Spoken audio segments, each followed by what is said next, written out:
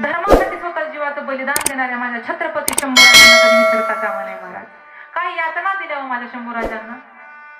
महाराज बोलायला सोपं आहे, ऐकायला देखील तेवढं सोपं आहे, पण जरा थोडासा शंभूराजांची जर प्रतिमा डोळ्यासमोर ठेवली ना तर अक्षरशः डोळ्यामध्ये पाणी येईल बरं का. तुम्ही शिवाजी महाराजांचा प्रतिमा डोळ्यासमोर ठेवा, पुतळा डोळ्यासमोर ठेवा आणि शंभूराजांचा ठेवा. राजांकडे शंभूराजांकडे पाहिलं ना खूप दुःख वाटतं महाराज. अतोनात यातना दिल्या महाराज. ज्या हातांनी या स्वराज्याचं कार्य केलं ते हात छाटण्यात आले. ज्या स्वराज्याने ह्या डोळ्यांनी स्वराज्याचं स्वप्न पाहिलं ते डोळे देखील लाल बुंद अशा सळीने काढण्यात आले महाराज. अरे उद्बत्तीचा चटका जरी भाजला ना आपल्याला तर आपल्याला कसं होतं जरा विचार करा या गोष्टीचा महाराज.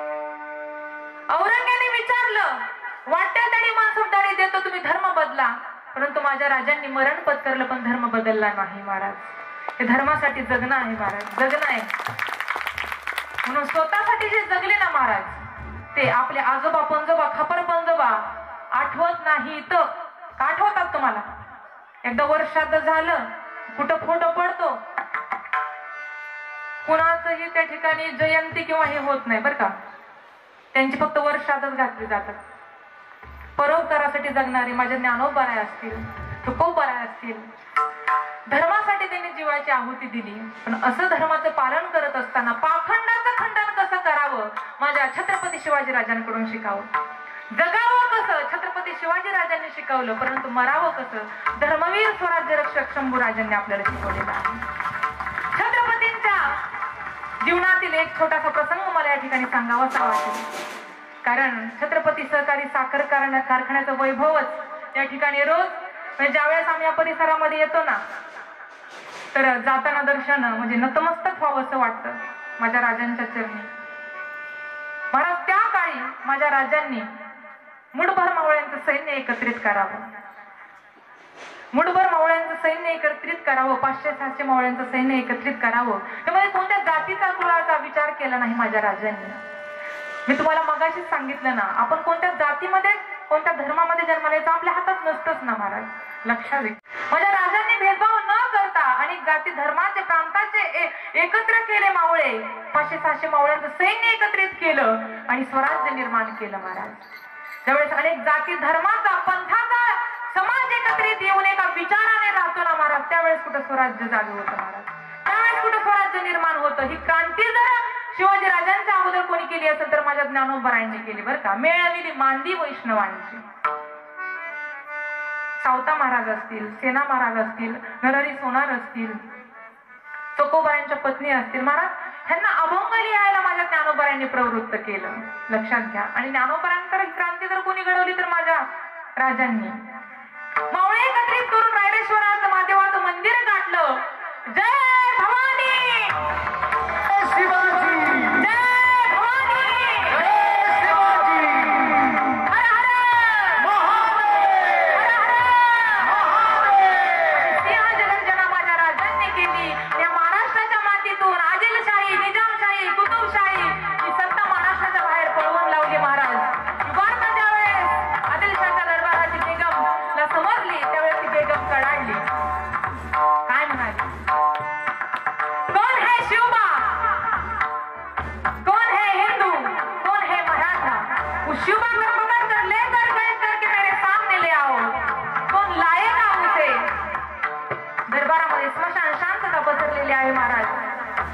दरबारामध्ये एका टाचांचा आवाज आला फटाका.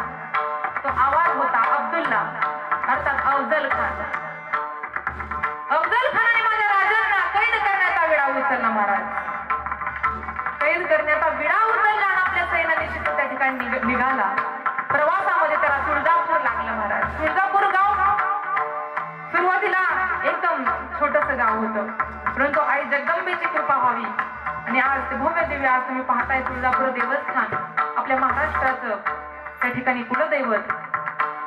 तुळजापूर गाठलं. तुळजापूरला आल्यानंतर त्या ठिकाणी तुळजाभवानी मातेच्या मंदिरात गेल्यानंतर विचारावं बताओ ये कौन सी देवता है, ये कौन सा देव है. एकाने सांगितलं संपूर्ण महाराष्ट्राचं आराध्य स्थान तुळजाभवानी माता जिची पूजा गावामध्ये पुरणपोळीचा नैवेद्यही शिजवला जात नाही. एवढंच नव्हे, छत्रपती शिवाजी महाराजांचं आराध्य स्थान असं म्हणता क्षणी त्या खणाने मागचा पुढचा विचार केला नाही हो. घणाघणांनी मूर्तीवरती घाव घालायला सुरुवात केली, मूर्तीच्या ठिकऱ्या केल्या. महाराज काय वाटलं असेल महाराज, आपल्या धर्माच्या विरोधामध्ये तो पाखंडी गेला, त्यावरती तो थांबला नाही. शिंगणापूर लुटलं, शिंगणापूर लुटलं. पंढरपूरला गेला. पंढरपूरला गेल्यानंतर हिंदू धर्म संस्कृतीमध्ये गाईला अनन्यसाधारण महत्व आहे. किती पवित्र आहे हो गाय महिलावर. अरे जोपर्यंत जिवंत आहे तोपर्यंत परोपकारासाठी जगते आणि गेल्यानंतर देखील आपल्यासाठी दानच घेऊन जाते. अशी पवित्र अनन्यसाधारण गाई, त्या ठिकाणी त्या गायीची कत्तल त्या खानाने केली. महाराज कुंडलिक रायांची मूर्ती पाण्यामध्ये फेकून दिली. वार्ता माझ्या राजांना समजली. खान पाखंडी काय आणि काही मासाहेब असं म्हणून आलिंगन दिलेलं आहे. दिवस रात्र चैन पडेना महाराज, झोप येईना, भूक लागेना. एक दिवस पहाटेच्या सुमारास राजे झोपलेले असताना आई जगदंबेने त्या ठिकाणी सुंदर असता दृष्टांत दिला. महाराज दृष्टांत असा होता, ऊट शिवबा ऊट शिवबा ऊट, मी तुझ्या समशेरमध्ये आलेले आहे. तुझ्याकडून 32 दाताचा बोकड मला बळी हवा आहे. काय म्हणतात आई जगदंबा भवानी माता, अरे माझ्या राजांची तलवार काय सामान्य नव्हती बरं का समशेर. आणि जगदंबा ज्याच्यामध्ये प्रकट आहे ती काही सामान्य तलवार असेल का महाराज. 32 दाताचा